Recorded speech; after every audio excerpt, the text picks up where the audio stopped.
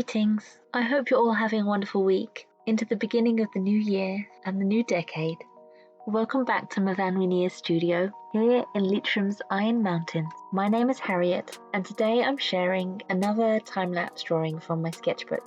Today's video footage is from my drawing Poisoned Plant. I chose to use this drawing to edit this week as we are coming into the Cancer full moon and the lunar eclipse on the 10th of January, which is a time of high vibration to do some shadow work within ourselves, identifying any inner discomfort we need to let go of for personal growth by overcoming our fear voice and breaking old unhelpful patterns of behavior. This lunar eclipse, we are collectively drawn to checking in how we nurture ourselves and extend that compassion to nurture others. Perfectly timed, this lunar energy flow into our new year and our new intentions for ourselves. By exploring our shadow, that side of your personality that contains all the parts of ourselves that we don't want to admit to having. Through effort to become self-aware, we recognize our shadow selves and seek to address those seeds of self-doubt, lack of self-belief, and self-worth. For these seeds, over time, grow into poisonous emotions of jealousy and envy, where we get into patterns of looking outwards with these low vibrational self-perspectives. For envy is a reaction to feeling a lack of something you see in another. And jealousy is a reaction to the threat of losing something or someone to something else. I think this is what I was exploring with my drawing of the poison plant. These emotions that poison your relationships with others and yourself. I think especially in this hyper-connected culture of social media, this kind of negative perspective is so easy to fall into. For jealousy and envy is just another name for insecurity.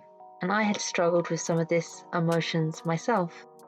Energy blocks as negative emotions are feelings of heaviness in our hearts. By allowing ourselves to sit with these feelings and be present with them, we discover they are attached to memories and thought patterns that can surface when we confront our unease. Sometimes discovering they are from so long ago, the thoughts and memories do not carry the same punch as they once did. Childhood hurts that now seem so petty, we carried them for so long. We just became used to the pain. It's time to let these energies flow through us and let go. For these memories are seeds of insecurities that grow into poisoned plants of jealousy and envy. They have taken root, lowering our vibration, insidiously poisoning your life. For us to overcome these negative emotions, the antidote to this poison is self-awareness. And in self-awareness, we realize we are all connected. One night, drawing, distracted, and thinking deeply on these things, I had this little voice, and it whispered. It said, "Harriet, hello, can you hear me?" And I said, "Hey, I hear you." And it said, "Don't despair, for their greatness is your greatness, awakening within you." I felt this in my heart to be true. The greatness we see in others is our greatness awakening in us. So when we see desirable qualities in other people's lives and respond with feeling envious or jealous, feeling this resistance, looking inward and highlighting our own inadequacies in comparison, what we are ultimately doing is putting up a wall of resistance to the vibrations of these desirable qualities.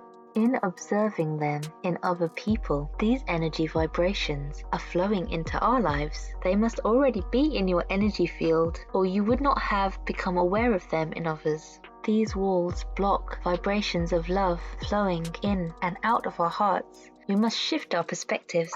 In order to open our heart, have compassion for yourself. See, negative emotion does have an important role in your happiness. But they are our internal wake-up calls, calling us saying, hey, something internal needs to change. Challenge yourself to control your ego and to stop viewing life as a competition, for joy is not a finite resource. Celebrate the success of others. Genuinely rejoice in the fortune of others. When we learn to experience happiness in other people's joy, we merge with that vibration, aligning ourselves to that satisfaction or sense of accomplishment. Once you can align yourself with that, you are on your way to welcoming those things into your own expression.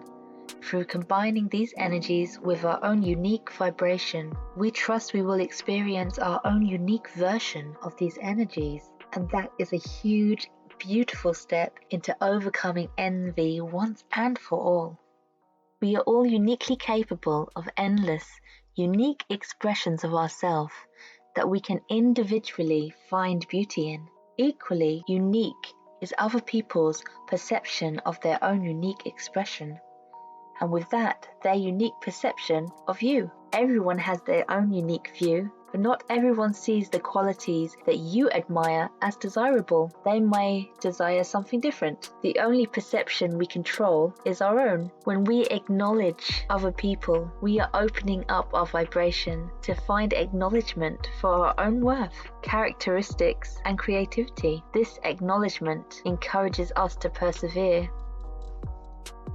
Isn't it funny that day by day, nothing changes, but when you look back, everything is different? That's a quote from C.S. Lewis. He wrote The Chronicles of Narnia. This month in the studio, I started the year by reviewing my last year's written journals. I sat and read the first book cover to cover, and then most of the second one, and then skimmed through the rest. I was surprised how true that C.S. Lewis quote is. I saw real progress and how my attitude had shifted, and there were things that I found resolving. I saw changes in my approach to things, and that was so nice to see. Reflecting on times when I didn't really recognize myself, I felt compassion for myself when times were worse, acknowledged my despair instead of being ashamed of it. With these long-form journal entries, I was able to see two sides of myself and two instances of myself, these opposite extremes, and the way my waves and rhythms can change. These insights can be very profound and help keep you in check and moving forward. Last year, my journaling theme was self-care. This year, I have kept self-care as a theme and adopted two new themes: oneness and flow state. And what I mean by oneness is an inner understanding of what you want to see in the world and what you want to see in yourself, and becoming one with it. This comes back to that little epiphany of the greatness you see in others awakens the greatness within yourself. My third theme is flow state. So may 2020 be the year of creative flow, because I believe as an artist, this is where my deepest meditations are. Flow state, that point when you don't know where time has gone and you've created something really beautiful, deeply concentrating and in flow. Time just disappears and you're like, whoa, it's 6 a.m. in the morning and the night's gone. And you've got this creation, this genius that's almost channeled from your higher self. I would like to feel more of that this 2020, because I want a meditation practice. And I think as an artist, that's where my meditation route is, through my art. I was listening to a really great book by Elizabeth Hyde Stevens. It was Lessons from the Jim Henson Company. And Jim Henson, of course, was the creator. Especially as an artist who loves exploring allegories and fairy tales. And it was in the tale of the Elves and the Shoemaker. The elves represented that magic flow state, late at night working where time distorts, and then suddenly there's these amazing shoes. When the shoemaker in the story every night has to cut out the leather and prepare it on the table. This is like your art practice. Your art practice before the elves can come. You must prepare, find your way there through your work. It might not be the genius artwork you remember of yourself, but you go through the motions and eventually you reach that place of flow state from keeping your practice. So looking forward, this 2020, I want to do more in the studio to find my flow. And I think this is the point of my YouTube channel. Not just to try and connect with a new audience. I really wanted this YouTube channel to try and help keep me accountable for what I was doing in my studio and committing to being consistent and developing self-discipline. My poison plant has bloomed despite her insecurities. I was curious finding her expression. She has dark, rich, soft, but prickly leaves that twist and turn. Part sorrow combined with a sly, sideways glance. Her petals are tinged with blackness, yet a glow of intuition, her purple halo. She also has an understated strength, a serene yearn to catch herself, some facet of her expression, internally questioning her reactions. The poison will not kill her, and what does not kill you only makes you stronger. This drawing was done in a mid-tone sketchbook with 𝕙𝕠𝕡𝕪 black and white tonal colouring pencil set, and with Faber-Castell classic colouring pencils for all the coloured parts. And I'm also using an eraser to adjust my tonal values. I used a gel pen in parts for the white highlight, and for some detailed black lines where I wanted the lines very sharp, I used a Uniball black pen. I will again link my tools below the video.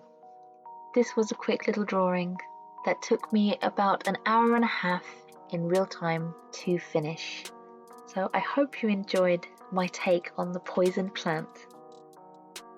We are coming to the end of my time lapse now, so if you've made it this far, thank you so much for watching, and I hope you'll join me again soon for another video. Bye bye!